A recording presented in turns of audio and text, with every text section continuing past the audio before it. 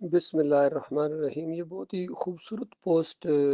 کسی بھائی نے بنائی ہے اور مجھے موقع ملا ہے اس کے اوپر گفتگو کرنے کا۔ پہلے میں یہ پڑھ کے سناتا ہوں، پھر اس کے بعد اپنی حد تک اس کے اوپر تبصرہ بھی کروں گا۔ لکھا ہوا ہے کہ یہ تین چیزیں اسلام میں نہیں، اور نیچے پہلی چیز تقلید،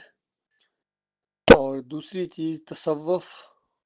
اور تیسرا لفظ یہ جو عشق ہے۔ تو نیچے بڑا اچھا وہ اس میں تیر کا نشان دے کے لکھا گیا ہے کہ یہ جو تقلید ہے یہ تو جانوروں کی صفت ہے، یعنی جانور جیسا بھیڑ بکریاں ہوتی ہیں، بغیر سوچے سمجھے چلے جا رہے ہوتے ہیں پیچھے۔ تصوف یہ قبر پرستوں کی صفت ہے، اور پھر عشق یہ جو فاش قسم کے لوگ ہوتے ہیں، بے حیا قسم کے لوگ ہوتے ہیں، وہ یہ لفظ استعمال کرتے ہیں۔ ان کی جگہ ہمارے دین اسلام میں اتباع، اطاعت، شریعت اور محبت جیسے پاکیزہ الفاظ اور اصطلاحات قرآن و حدیث میں موجود ہیں الحمدللہ۔ تو ان کی موجودگی میں یہ جو گڑے گئے ہیں الفاظ، اور آج پورا دین اسلام جو پوری دنیا میں پھیلا ہوا ہے انہی تین الفاظ کے گرد گھومتا ہے۔ یہ وہ اسلام نہیں ہے جو قرآن و حدیث کا اسلام ہے، یہ ان کا اسلام ہے۔ یہ جو مقلدین ہیں، مقلد وہ ہوتا ہے جو کسی غیر نبی کے بارے میں کوئی ایسا ذہن بنا لے کہ بس جو یہ کہے گا میں وہی بات مانوں گا، اور اس کے بعد قرآن اور حدیث کی بھی بات اس کے سامنے آئے تو وہ ٹس سے مس نہیں ہوتا ہے۔ اس حوالے سے یہ سارے کے سارے مقلدین ہیں، چاہے یہ بریلوی ہوں، دیوبندی ہوں، اہل حدیث ہوں، حنیفی ہوں، یہ سارے کے سارے مقلد ہیں اپنے اپنے اکابرین کے۔ اسی وجہ سے ان کے عقائد کے اندر جو شرک ثابت ہے، اب ان کے سامنے قرآن اور حدیث کے بھی دلائل دیے جائیں تو بس ان کے اوپر کوئی اثر نہیں ہوتا، اور اپنے اکابرین کی طرف اشارہ کر کے نہیں ہمارے حضرت جو کہہ کے گئے ہیں کیا وہ نہیں جانتے تھے؟ چاہے زکریہ کاندلوی صاحب کی کتاب کے کتنے مشرکانہ قصے ان کے سامنے لائے جائیں تو بس کہتے ہیں تم زیادہ جان کے ہو، زکریہ کاندلوی صاحب نہیں جانتے تھے۔ چاہے یہ محمد حنیف کے لوگوں کے سامنے یہ مشرکانہ جو سجدہ تعظیمی کا شرک یہ لایا جائے کہ دیکھو قرآن اس کا انکار کرتا ہے، قرآن تو ہر جگہ یہ ہے کہ سارے انبیاء اللہ کو سجدہ کرتے تھے اور اللہ کی طرف بلاتے تھے، تو تم نے یہ کہاں سے نکال لیا؟ یہ ابن کثیر کی کتابوں تفسیر سے لیا ہے، یا یہ دوسرے لوگ جتنے مودودی صاحب اور ڈاکٹر اسرار، تو ان سے متاثر ہو گئے تو قرآن کو پیچھے چھوڑ دیا؟ تو اس کو کہتے ہیں اندھی تقلید۔ تو یہ جو تقلید ہوتی ہے یہ شرک ہوتی ہے۔ پھر تصوف جو صوفیہ کے ہاں پایا جاتا ہے، سارے صوفی اس تصوف کو ثابت کرتے رہے اپنی کتابوں کے اندر، عبدالقادر جیلانی ہو، محی الدین چشتی ہو، علی حجویری ہو، مجدد الفسانی ہو، اور پھر ان کی جتنی یہ شاہ ولی اللہ کا پورا خاندان ہو، آگے ان کی باقیات مودودی صاحب کے اندر بھی تصوف پایا جاتا ہے، ڈاکٹر اسرار کے اندر بھی صوفیوں کے بہت زیادہ تعریفیں کرتے ہیں، اور وحدت الوجود کے مشرکانہ عقیدے کو ہمیشہ ثابت کرتے رہے ہیں، اور قرآن سے ثابت کرتے رہے ہیں ڈاکٹر اسرار سورہ الحشر سے۔ تو اس کے بعد جتنے یہ دیوبندی ہیں ان کی کتابیں دیکھیں، عقائد علماء دیوبند اٹھا کر دیکھیں، سب کے اندر یہ تصوف کی آمیزش ہے۔ تو یہ اسلام نہیں ہے بھائی۔ تصوف کے اندر تو یہ ہے، اس کے تین جو پلر ہیں بڑے بڑے، ایک یہ ہے کہ وحدت الوجود، کہ یہ پوری کائنات کہتے ہیں ایک ہی وحدت ہے، اور یہ جو کچھ آپ کو نظر آ رہا ہے اصل میں یہ ہے کوئی نہیں ہے، یہ اللہ ہی کی ذات کے حصے، مختلف انداز سے اللہ تعالیٰ نے اپنا اظہار کیا ہے، اور یہ ساری چیزیں پہاڑ، سمندر، ہوائیں، ہر چیز کہتے ہیں اللہ ہے۔ کسی صوفی کے سامنے کوئی کوا کائیں کائیں کر رہا تھا تو اس نے کہا لبیک لبیک، تو لوگوں نے کہا حضرت یہ تو کوا ہے، ان کا نادان، ہر چیز وہی ہے اور اسی کی آواز ہے ہر طرف۔ میں نے ایک دفعہ ایک ڈھولکی بجانے والے کو کہا کہ یہ کیا کر رہے ہو؟ کہتا ہے اسی کی آواز ہے، وہی ہے۔ اندازہ لو آج دن تک یہی اسی مشرکانہ عقیدے کو یہ پھیلایا جا رہا ہے۔ پھر یہ وحدت الشہود، یہ ہوتا ہے کہ دیکھو آپ کو جو کچھ نظر آ رہا ہے، پیر صاحب سامنے بیٹھے ہوئے ہیں، اصل میں اللہ ان کے اندر آیا ہوا ہے، یا یہ اللہ کے اندر گئے ہوئے، اللہ کے اندر پہنچے ہوئے ہیں۔ اللہ کے اندر وہ جب چلے جاتے ہیں تو پھر یہ وحدت الشہود کا عقیدہ بن جاتا ہے ان کا۔ تو حلول کہ اللہ بندے کے اندر آیا ہوا ہے جی، اس بنیاد کے اوپر یہ آپس میں بحثیں بھی کرتے رہے ہیں، اور علی جویری صاحب نے کشف المحجوب کے اندر اپنے جو کفر و شرک کے انبار لگائے، اس کے علاوہ اس مشرکانہ عقیدے کو ثابت کرنے کے لیے 100 و سکر کا باب باندھا، اور 2 انبیاء کے اوپر، جلیل القدر انبیاء کے اوپر ایسی بدکاری کی تہمتیں لگائیں اس ظالم نے، جس کو آج داتا کہا جاتا ہے۔ اندازہ لگائے، اس کا عرس ہوتا ہے تو لاہور کی وہ کیفیت ہوتی ہے جو کبھی مکہ کی ہوتی تھی، کسی اس سے بھی زیادہ یہ بڑھ جاتا ہے۔ یہ پورے مسالک کا یہ مشاہیر ہے، اور مودودی صاحب جیسے آدمی اس کی تعریفیں کرتے ہیں، اور یہ کیا نام ہے، ڈاکٹر اسرار جیسے آدمی۔ تو اسی طرح عبد القادر جیلانی کی کتابیں دیکھو، فتح الغیب دیکھو، فیوز یزدانی دیکھو، غنیت الطالبین دیکھو، کون سی کتاب ہے اس کی جس کے اندر شرک کی بھرمار نہ ہو؟ محی الدین چشتی کے ملفوظات دیکھو، مجدد الفسانی کے مکتوبات دیکھو، کہتے ہیں نبی علیہ السلام کی پیدائش انسانوں کی طرح نہیں ہوئی، یہ تو نور کا معاملہ ہے، نور میں سے نور جدا ہوا ہے۔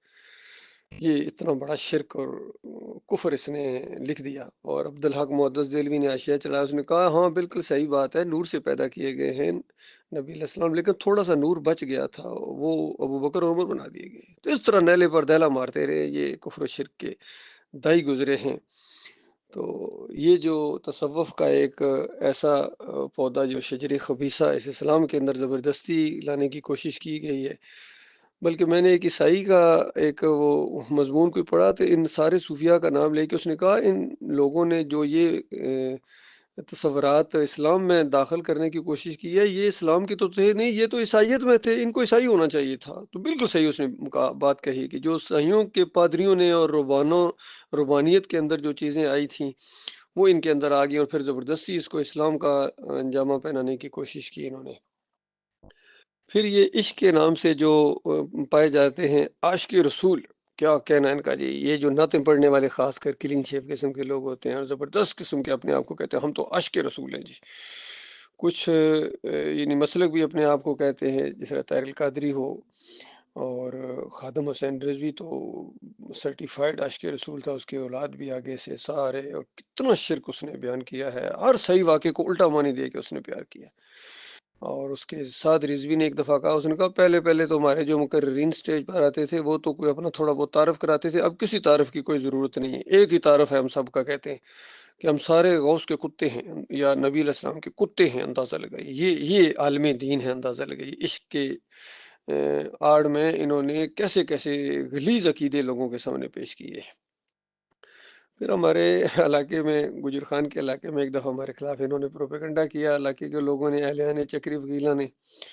اور سارے کے سارے 28 عاشق رسول اکٹھے ہو گئے اور انہوں نے پرچہ کٹایا، اور بہرحال اللہ تعالیٰ نے ان کے اوپر ہمیں ہیوی کر دیا، انہوں نے منہ کی کھائی، کیس میرا ختم ہو گیا۔ تو اس کے بعد پتہ چلا جو سب سے بڑا عاشق رسول تھا، راجہ آف دی ولیج، وہ 1.5 ہفتے بعد ڈکیتی کی کیس میں پکڑا گیا جناب۔ ایسی مار پڑی اس کو، اور اس کے ساتھ والے لوگوں نے کہا کہ دیکھا تو نے ان لوگوں کو غلط کیس میں پھنسایا تھا، اللہ تعالیٰ نے انتقام لیا ہے۔ اور دوسرا ایک بہت بڑا عاشق رسول ہے، آج کل بھی دندناتا پھرتا ہے ادھر ادھر، وہ جناب قادیانی کی سرٹیفکیٹ بنوا کے جاپان کے چکر لگا کے آیا ہے، اور پاکستان میں آ کے اور چکری وکیلہ میں آ کے جناب عاشق رسول بنا ہوا ہے۔ تو اس طرح سارے کے سارے یہ اس روپ میں آئے ہیں، بے دینی انہوں نے پھیلائی ہے، اور اللہ کے غضب کو انہوں نے دعوت دی ہے۔ آج پوری دنیا میں یہی انہی کا دین چلتا ہے، عرس اور میلوں والا دین، پکاروں والا دین، یا رسول مدد، یا علی مدد، یا غوث مدد، یا عبد القادر جیلانی تو ہمیں پہنچ وہاں سے، اور وہاں امریکہ نے اینٹ سے اینٹ بجا دی ان کی۔ اور عبید اللہ ابن یونس نے پوری تاریخ عرب کی بیان کرتی ہے کہ یہ عبد القادر جیلانی یہ 553 میں یہ مرا ہے، اور 591 یا 93 میں یہ عبید اللہ ابن یونس جو بہت زیادہ قرآن و حدیث کے ماہر تھے اور واحد یہ سرکاری دفتروں کے افسر تھے، بعد میں خلیفہ نے خوش ہو کے ان کو وزیر اعلیٰ بنا دیا، اور پہلا کام اس نے یہی کیا کہ عبد القادر جیلانی کی سارے جتنے رشتہ دار تھے ان کے محلات کو، جتنے انہوں نے گھر بنائے ہوئے تھے حرام خوری سے، سب کو مسمار کر دیا، اور رات کو پھر اپنی پولیس بھیجی اور عبد القادر جیلانی کی قبر اکھڑائی، اور اس کے اندر جو ہڈیاں تھیں اس کو دجلہ میں جا کر پھینکی۔ یہ نجوم الزہرا کے نام سے کتاب ہے، میں نے خود اپنی آنکھوں سے یہ واقعات پڑھے ہیں اس کے اندر۔ تو اللہ کے بندو، یہ ان کی اصلی حیثیت ہے، ان کو سروں پر بٹھایا ہوا ہے، اور پھر کہتے ہو کہ ذلت اور خواری تمہارا پیچھا نہیں چھوڑتی ہے۔ یہ ذلت اور خواری بڑھتی جائے گی جب تک تم ایمان خالص کی طرف نہیں آؤ گے، اور پوری طرح اعلان کیا جائے کہ یہ جو تقلید ہے، اس کے اندر سارے فرقے ملوث ہیں، اور عام طور پر یہ غیر مقلد اپنے آپ کو کہتے ہیں، اہل حدیث یا یہ حنبلی یا سلفی، یہ سب سے بڑے مقلد ہیں۔ یہ اللہ کی کتاب کے مقابلے میں ان کی کیا نام ہے، شاہ ولی اللہ کی باتوں کو مانتے ہیں، اور اپنے میاں نذیر کی باتوں کو مانتے ہیں۔ کتنے ان کے فتوے ہیں میاں نذیر کے انداز مشرکانہ، اس کو سب کو مانتے ہیں۔ اس کا فتویٰ ہے فتاوی نظیریہ کے اندر کہ تم ہر جگہ بریلوی ہو، نبی علیہ السلام کو حاضر ناظر مانتے ہو، یہ ہر جگہ حاضر ناظر ہوتے ہیں، تو پھر یہ کیوں کہتے کہ من صلی علیہ عند قبری سمیت ہو، کہ جو میری قبر کے اوپر آ کے پڑھتا ہے صلاۃ وسلام اس کو سنتا ہوں، اور جو دور سے پڑھا جاتا ہے اس کو فرشتے پیش کرتے ہیں۔ دونوں مشرکانہ کی دونوں جھوٹی روایتوں کے ذریعے یہ امت مسلمہ کے اندر لے آئے، تاکہ عبداللہ بن باز کا یہ فتویٰ ہے حج و عمرہ کے نام سے جو کتاب بانٹی جاتی ہے، اس کے اوپر یہ انہوں نے یہی فتویٰ دیا ہوا ہے کہ نبی علیہ السلام نے فرمایا کہ جب میرے اوپر کوئی صلاۃ والسلام پڑھتا ہے میری روح واپس آ جاتی ہے، اور میں سنتا ہوں، اس کو جواب دیتا ہوں۔ بالکل جھوٹی اور منکر روایت ہے، مشرکانہ روایت ہے۔ تو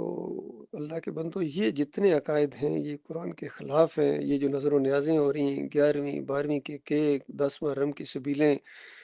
تعویذ گنڈا، عرس میلے، جمہوریت کا مشرکانہ نظام، یہ سارے کے سارے اسلام کی ضد ہے۔ اسلام ان کی نفی کرتا ہے۔ اسلام وہ ہے جو قرآن کے اندر ہے اور صحیح حدیث کے اندر ہے، اور صحابہ اکرام نے جس کو اختیار کیا وہ یکسو مسلم تھے، اور پوری ایک شاندار تاریخ ہے ہمارے سامنے۔ پھر پتہ نہیں ان کو کیوں یہ چیزیں، جو اصلی چیزیں اچھی ان کو نہیں لگتی ہیں، اور جو نقلی اور گڑھی ہوئی چیزیں ہیں ان کے پیچھے یہ دوڑے چلے جا رہے ہیں۔